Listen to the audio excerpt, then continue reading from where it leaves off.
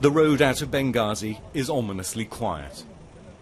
100 kilometers of tarmac and desert is now all that stands between Colonel Gaddafi and the cradle of this revolution. His forces have been getting closer by the day as the front line moves steadily east. We drove towards Ajdabiya, now the last major town before Benghazi, and where the battle for the future of Libya is being fought. It now appears that the Libyan military that defected to the opposition have finally decided to play their hand. This is one of a number of tanks that have been deployed onto the front line, and we've heard the sound of artillery and shells being exchanged against the forces of Colonel Gaddafi. This is an old Russian vehicle and its battle worthiness is debatable, and the question for the opposition is whether or not this is enough to tip the balance in their favour. They've gotten orders not to allow any cameras.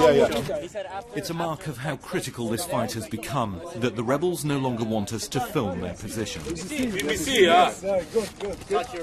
But what we saw was a force that appears stronger and more disciplined than before, reinforced by military defectors and better equipment, perhaps finally capable of fighting back.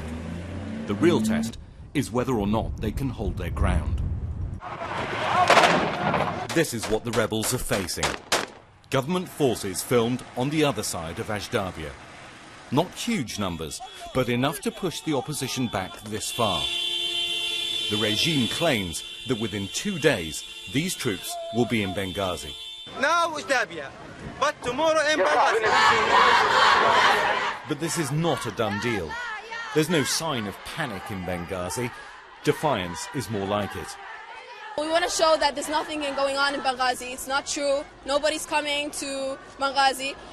Plus, it's all women. So the point is we're showing that women have, ideas and they can talk out in this revolution and even after this revolution, It's 1 month since Libya's rebellion began, and it all started in this city. But tonight the fight has come back to their doorstep, and victory feels more elusive than ever. Ian Pannell, BBC News, Benghazi.